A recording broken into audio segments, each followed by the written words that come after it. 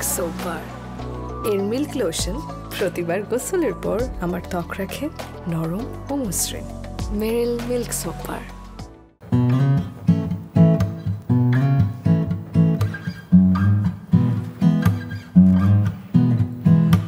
আমার কাছে থাকো তুমি, আমার পাশে বসো,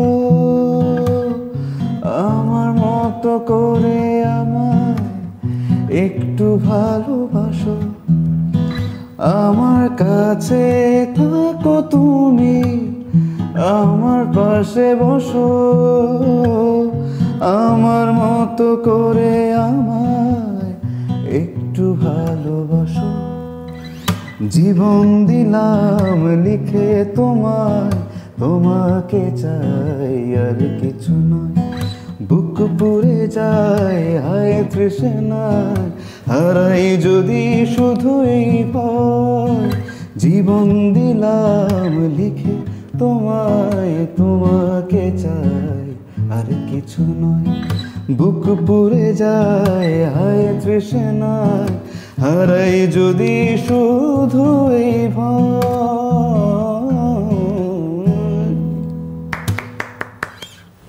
প্রিয় দর্শক, গানে গানে সবাইকে ওয়েলকাম করছি মেরিল মিল্কস অফ প্রেজেন্টস ক্যাফে লাইভে। সাথে আছি রুহানি সালসাবিল লাবণ্য। আপনারা অলরেডি দেখে নিয়েছেন কে আছে আমাদের সাথে। তিনি আপাদমস্তক একজন মিউজিশিয়ান। শ্রোতা হিসেবে আমার কাছে মনে হয় অস্থির সময়ে তার মিউজিকে আমরা স্বস্তির নিঃশ্বাস নিতে পারি। এবং রিসেন্টলি যদি তার একটি অ্যাচিভমেন্ট নিয়ে কথা বলি, Daily Star OTT and digital content award 2024-এ বেস্ট ব্যাকগ্রাউন্ড স্কোর ক্যাটাগরিতে তিনি অ্যাওয়ার্ড জিতে নিয়েছেন। আমাদের সবার পছন্দের জাহিদ নীরব আছেন আমাদের সাথে। Welcome, congratulation. Thank you so much. Thank you. সেই সুন্দর মোমেন্টটা দিয়ে শুরু করতে চাই, যে অ্যাওয়ার্ডের কথা বলছিলাম, যে চরকিতে আধুনিক বাংলা হোটেল এই ওয়েব সিরিজের বেস্ট ব্যাকগ্রাউন্ড স্কোর ক্যাটাগরিতে আপনি অ্যাওয়ার্ড জিতে নিয়েছেন। How was the moment? সবার আগে থ্যাঙ্কস যে ডেইলি স্টারকে, কারণ ব্যাকগ্রাউন্ড স্কোর এমন একটা কাজ, সেই কাজটা অ্যাপ্রিসিয়েট করবে এটা আসলে ডেইলি স্টারের প্রথম করলো। সো আবহ সঙ্গীত সবসময় ফিল্মে খুবই গুরুত্বপূর্ণ ভূমিকা পালন করে, বাট এই অ্যাপ্রিসিয়েশনটা সবসময় পাওয়া যায় না। সো এরা এই ডেইলি স্টার ক্যাটাগরিটা অ্যাড করেছে, সেজন্য থ্যাঙ্কস। প্লাস হচ্ছে এবারের মোমেন্টটা একটু স্পেশাল ছিল, কারণ রাফা ভাই আমাদেরকে অ্যাওয়ার্ডটা দিয়েছে। সো রাফা ভাই তো আমাদের সবার জন্য একটা ইন্সপিরেশন। সো এটা ভালো মোমেন্ট ছিল। এবং সব গুণী মানুষদের সাথে আমি অ্যাওয়ার্ডটা পেয়েছি। আমার যারা নমিনেটেড ছিল সবাই বেশ গুণী মানুষ। সো বেশ এক্সাইটেড ছিলাম। প্রেশাস একটা মোমেন্টের মধ্যে দিয়ে গেছেন। তো ব্যাকগ্রাউন্ড মিউজিক কিন্তু খুব গুরুত্বপূর্ণ প্রজেক্টের ক্ষেত্রে। মানে বলা যায় যে পুরো অ্যাম্বিয়েন্সটাই ক্রিয়েট করে হচ্ছে ব্যাকগ্রাউন্ড মিউজিক। তো আপনি যখন ব্যাকগ্রাউন্ড মিউজিক করেন, কোন দিকটাতে সব থেকে বেশি ফোকাস করেন? অনেস্টলি একটু যদি বড় করে বলি, যেহেতু আমরা সবাই গান শিখে বড় হয়েছি, সো সঙ্গীত যখন আমরা গানের জন্য করি, তখন যেটা হয় যে নিজের মনের কথা শুনি, কিংবা গান কি ডিমান্ড করতেছে বা লিরিক কি ডিমান্ড করতেছে সেটাকে ফলো করি। ব্যাকগ্রাউন্ড স্কোরের ক্ষেত্রে যেটা হয় যে স্ক্রিপ্ট বা আমাদের গল্প কি ডিমান্ড করতেছে। সো ওই জায়গা থেকে কখনো কখনো মিউজিক্যালি কারেক্ট, কখনো কখনো মিউজিক্যালি ইমপারফেক্ট করতে হয়, কখনো গল্পের খাতিরে অনেক কিছু করা লাগে। সো এটা একটা নতুন জার্নি, নতুন অধ্যায় বলবো আমি মিউজিকের। ওকে, নীরবতা ভেঙে দর্শকদের মনে জায়গা করে নিল, এই অনুভূতিটা একটু শুনি। এইভাবে আসলে ভাবি না কখনো। আমার সবসময় যেটা বলি যে সঙ্গীত আমার পরিবারের একদম ওতপ্রোতভাবে জড়িত। সো আসলে সঙ্গীত ছাড়া জীবনে কিছু নাই। মিউজিকের সাথে আপনার বসবাস। আমি যেটা যতটুকু দেখেছি 1 মিনিটও সম্ভবত আপনি মিউজিক ছাড়া থাকেন না সারা দিনের মধ্যে। আচ্ছা, ফিউচার প্ল্যান কি মিউজিক নিয়ে? মিউজিক নিয়ে ফিউচার প্ল্যান হচ্ছে সবসময় মিউজিকটা করতে চাই, তবে আমার ইচ্ছা আছে যে সঙ্গীত একটু ছড়ানোর বলতে আমার গানের school.com নামে একটা প্ল্যান আছে, যেটার মাধ্যমে আমি পুরো দেশে কমপক্ষে মানে 2-3 হাজার মিউজিশিয়ান ক্রিয়েট করতে চাই, যারা মিউজিক শিখবে, যারা ইন্টারন্যাশনাল মিউজিকে রিপ্রেজেন্ট করবে। আমরা অলরেডি কাজ করতেছি। সো এটা আমার নেক্সট প্ল্যান। আচ্ছা, সবার ক্ষেত্রে কি হয় যে আমরা যা ইনকাম করি সবার একটা প্ল্যান থাকে যে আমার এই বাজেট দিয়ে আমি এটা করব, এটা দিয়ে এটা করব। তো আমি শুনেছি জাহিদ নীরব যা কিছু ইনকাম করে সে সব টাকা দিয়ে ইনস্ট্রুমেন্ট কেনে। এরকম না। হ্যাঁ, আমরা সবাই, আপনি যদি মিউজিশিয়ানদের লাইফস্টাইল দেখেন, তাদের ফার্স্ট প্রায়োরিটি হচ্ছে ইনস্ট্রুমেন্ট, ইকুইপমেন্ট, বা আমরা যারা মিউজিশিয়ান প্রোডিউসার আছি আমাদের ইকুইপমেন্ট আর ইনস্ট্রুমেন্ট কিনতে কিনতে জীবন যায় আসলে, এটা সারা পৃথিবীতেই, শুধু আমার ক্ষেত্রে না। আচ্ছা, ইনস্ট্রুমেন্ট কেনার অনেক ইন্টারেস্টিং ঘটনা আছে, জি একটা পার্টিকুলার ঘটনা আমাদের সাথে শেয়ার করবেন? এই গিটারটা যেটা বাজাচ্ছি মার্টিনের, এই গিটারটা হচ্ছে আমি টরন্টো থেকে নিয়েছি। আচ্ছা, সো এই গিটারটার এজ হচ্ছে 22 ইয়ার্স, আমি 20 বছরের পুরনো গিটার কিনেছি এটা। সো এটার জন্য আমি 2 বছর ওয়েট করেছিলাম যে এমন একটা গিটার, এমন একটা মডেলের গিটার আমার লাগবে। সো এই লাস্ট ইয়ার যখন টরন্টোতে ছিলাম, একটা সাবারবানে মার্কেট প্লেসে পেয়েছিলাম গিটারটা। সেটা অনেক বৃদ্ধ একটা মানুষ, যে নাকি এইজ মেবি 80+ হবে, সে তার সব ইনস্ট্রুমেন্ট সেল করতেছিল, এর মধ্যে এটা একটা ছিল। So I was very lucky যে এটা আমি পেয়েছি। প্রত্যেক মিউজিশিয়ানের কাছে ইনস্ট্রুমেন্ট হচ্ছে ইমোশনের মতো, লাইক বেবি। ইনস্ট্রুমেন্ট কিন্তু এমন হয়েছে যে 50টি দোকান ঘুরে ফেলেছেন। হ্যাঁ, আরো বেশি। আমি ঘটনা বলা যায়, আমরা যখন কলকাতা যাই, আমি কোথাও না গেলেও মনোজ কুমার সর্দার নামে একটা দোকান আছে যেটা হারমোনিয়ামের জন্য বিখ্যাত, ওইখানে যাই, এমনিই যাই। এমনও হয় যে সারাদিন ওখানে বসে আছি, ওই মনোজাঙ্গের সাথে আড্ডা দিচ্ছি, ক্রেতারা আসতেছে, কিনতেছে, আমি বাজায় দিচ্ছি যে এইটা কিনেন, এটা ভালো। সো ওইটা একটা অন্যরকম অনুভূতির জায়গা ইনস্ট্রুমেন্ট। সেখানে মানে দিনের পর দিন পার হয়ে গেলেও বোধহয় আপনার কোনো বোরিং লাগবে না। না, একদম না। যেহেতু মিউজিকের মানুষ, মিউজিকের সাথেই বসবাস। আমি শুনেছি আপনার টিম মেম্বাররা ভোলা থেকে, ময়মনসিংহ থেকে এসেও আপনার সাথে কাজ করে। সো আপনি টিম কিভাবে ম্যানেজ করেন? আচ্ছা, আমি যেটা ফিল করি যে এটা আসলে সম্মিলিত একটা কাজ, তো আর্ট। তো সো আমার স্টুডিওতে এসে কাজ করতে হবে ব্যাপারটা এরকম না। যেমন আমার যে বাঁশি বাজায় সোহাগ, ম্যাক্সিমাম আমার সবাই বাজে আমার সাথে, সোহাগ বেশি বাজায়। সোহাগ অনেক সময় ওর বাড়ি বরিশাল, ভোলাতে। সো ওইখান থেকে বাজিয়ে পাঠায় আমাকে ম্যাক্সিমাম টাইম। আচ্ছা, আমাদের সাথে যে গিটার বাজায় ওর বাড়ি ময়মনসিংহ, সো ময়মনসিংহ থেকে রেকর্ড করে আমাকে পাঠায়। সো আমি আউটসোর্স করতে খুব ভালো লাগে, শুধুমাত্র দেশে না, আমরা ইন্ডিয়াতে, সাউথ ইন্ডিয়াতে, বিদেশে অনেক জায়গাতে আউটসোর্স করি। সো আমরা সম্মিলিত একটা কাজ করার চেষ্টা করি সবসময়। এভাবেই ম্যানেজ হয়ে যায়। হ্যাঁ। ওকে, ছোটবেলায় কি হতে চেয়েছিলেন? আমি আসলে স্কুলে ভর্তি হওয়ার আগে স্টেজে উঠেছি। সো আমাদের আসলে আর কোনো অল্টারনেটিভ চয়েসও ছিল না। ব্যাপারটা কিরকম, মানে মিউজিকের সাথে এই সখ্যতা কিভাবে হলো যে আমি গান শিখেছি আগে, পড়া শিখেছি পরে? ও আব্বা যেহেতু গান শেখায়, আচ্ছা, মামা গান গায়, ফুপুরা গান গায়, দাদা গান গায়, সবাই যেহেতু গানের মানুষ, তো দেখা যায় যে ওই স্কুলে ভর্তি হওয়ার আগে স্টেজে গান গেয়ে ফেলেছি। আর এইটাই প্যাশন ছিল, এইটাই সব ছিল। যে অন্য প্যাশন ক্রিয়েট করার আগে এটা হয়তো অনেক দূরে চলে আসা। আচ্ছা, রিসেন্টলি শুনেছি দেশের গান নিয়ে বিভিন্ন কনসার্ট ঘুরে এসেছেন। জি, কেমন লেগেছে? এই কনসার্টগুলো একটু স্পেশাল ছিল এই জন্য, কারণ আমাদের একটা শর্ত ছিল যে কোনো প্রেমের গান গাওয়া যাবে না। স্বাভাবিকভাবেই গান আর প্রেম তো হ্যাঁ, হয় কি এত বড় ক্রাউডে প্রেমের গান না গেলে তো একটু সমস্যা। সো বাট এইটা এত ভালো লেগেছে যে মুক্তির মন্দিরে যখন আমরা গাচ্ছিলাম চিরগং স্টেডিয়ামে, সবাই হয়তো ওখানে 40-50 হাজার মানুষ ছিল, সবাই মুক্তির মন্দিরে গাচ্ছে লাইট জ্বালিয়ে, এটা অন্যরকম অনুভূতি।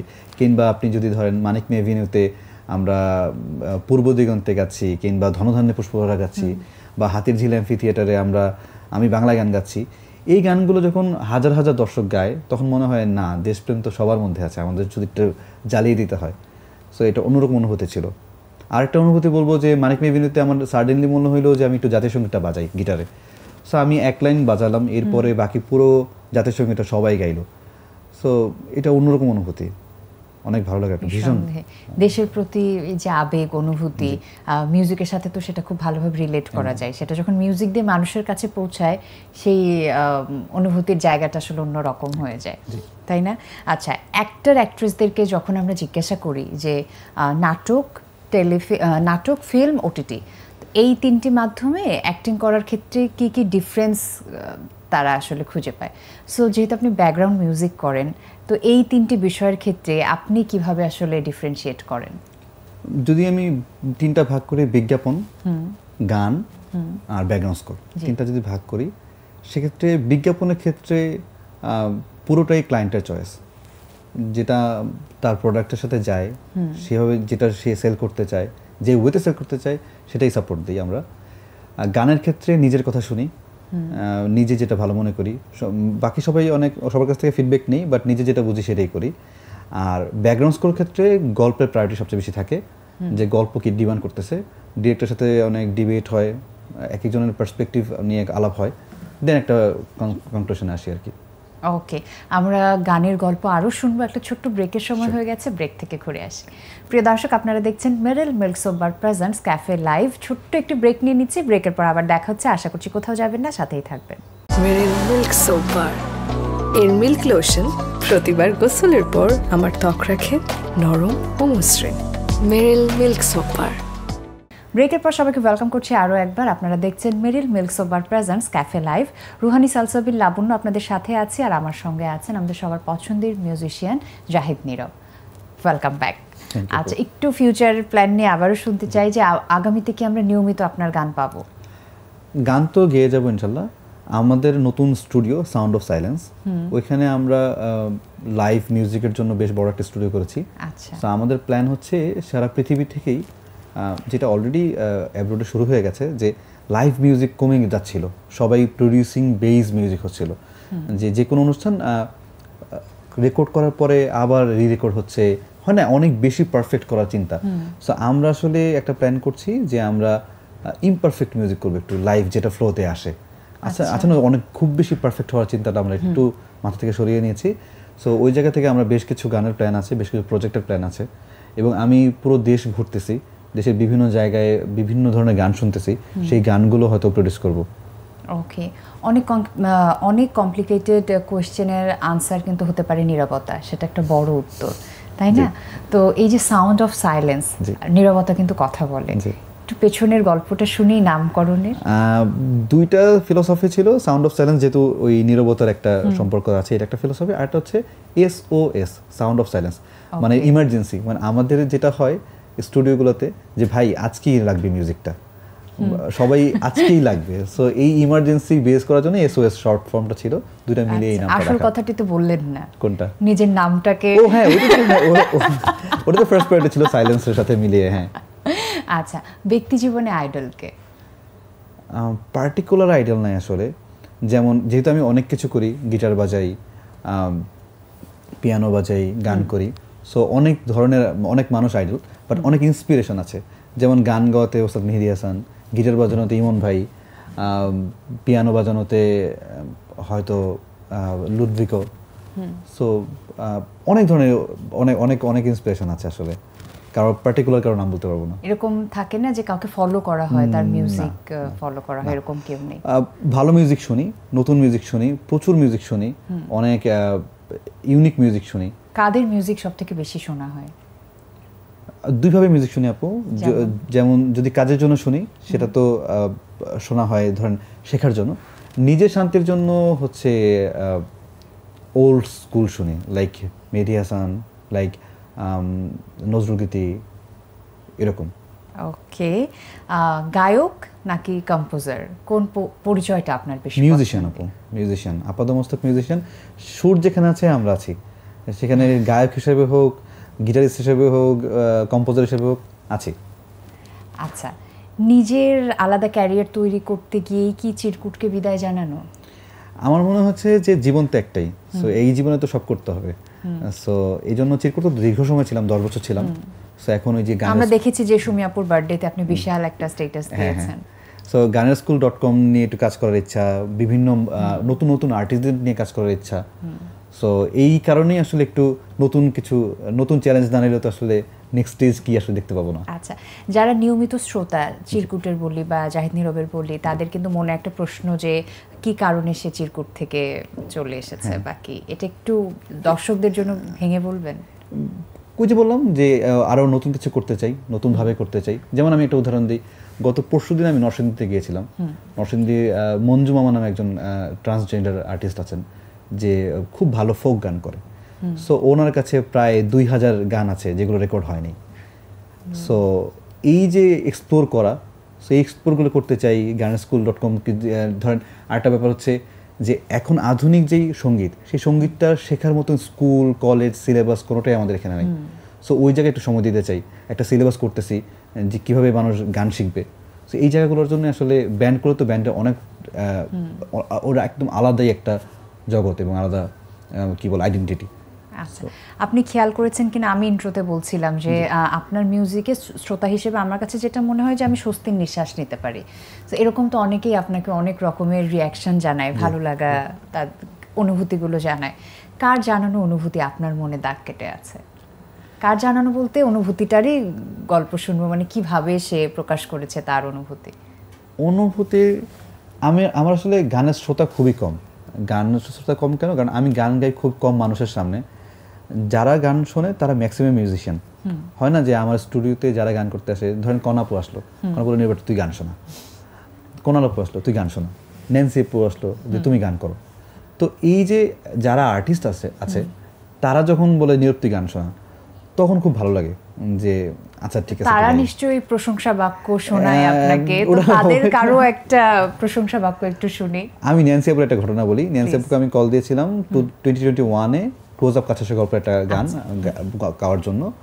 আপুকে ফোন দিয়ে একটু আমি ভাবতেছিলাম যে আপু কি বলে পরিচয় দিব, কিভাবে চিনবে বা কিভাবে রেফারেন্স দিব বা অন্য কাউকে দিয়ে ফোন দেওয়াবো কিনা। পরে সাহস করে ফোন দিয়ে ফেললাম যে আপু আমার নাম জাহিদ নীরব।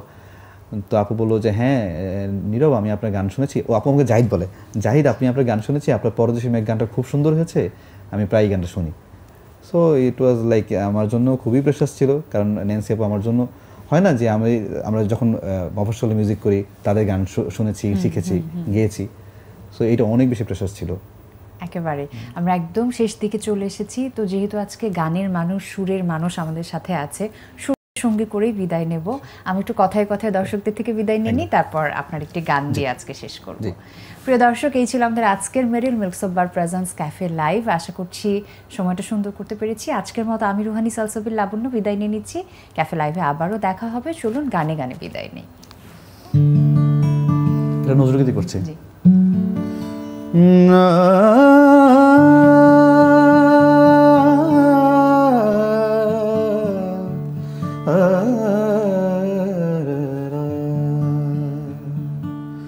উচ্চাটন মন ঘরে রয় না পিয়া, উচ্চাটন মন ঘরে রয় না পিয়া, ডাকে পথে বাঁকা তব নয় না পিয়া, উচ্চাটন মন ঘরে রয় না, তেজিয়া লোকলা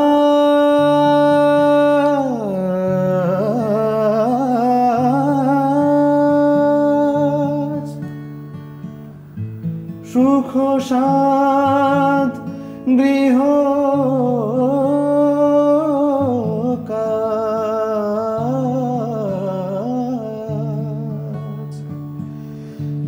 তেজিয়া লোকলাজ সুখ সাধ গৃহ কাজ, নিজ গৃহে বন বাস না পিয়া,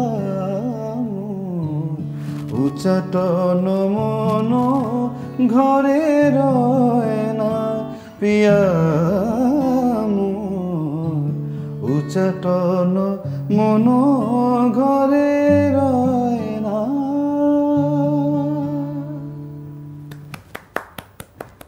থ্যাংক ইউ।